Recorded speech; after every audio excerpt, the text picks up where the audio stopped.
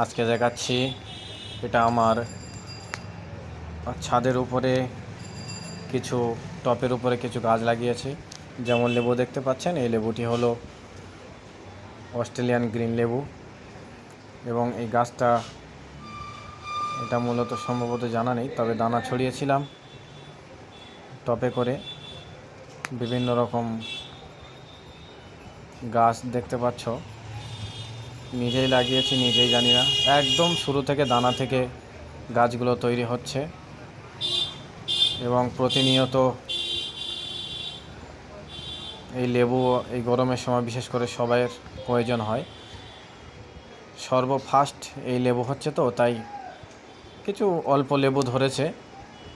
আপনারা যারা ছাদের ওপরে টপে করে এই লেবু চারা দিতে চান, তো এই লেবু গাছ দেবেন এবং ছোট্ট গাছ হবে মূলত। তারপরে প্রচুর পরিমাণ লেবু হয়। সর্বপ্রথম গাছে লেবু ধরেছে, সেই জন্য অল্প দেখাচ্ছে। এই লেবুটা যখন সংগ্রহ করা হবে, তারপরে যে দ্বিতীয় ফুলটা আসবে, তারপর থেকে গাছের ডাল একেবারে নুয়ে যাবে। এত প্রচুর পরিমাণ অগণিত লেবু ধরবে।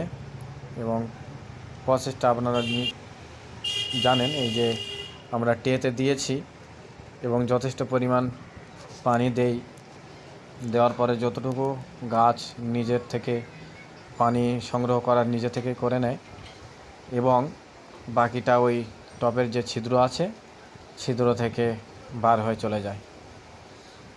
আপনারা চাইলে টপে দিতে পারেন এবং টপে যদি দেন তাহলে টপের নিচে কিছুটা ছিদ্র করে রাখবেন, নয়তো গাছের গোড়া পচে যাবে এবং মরে যাবে। দেখতে পাচ্ছেন কত সুন্দর লেবু। এই লেবুটির নাম হলো অস্ট্রেলিয়ান গ্রিন লেবু।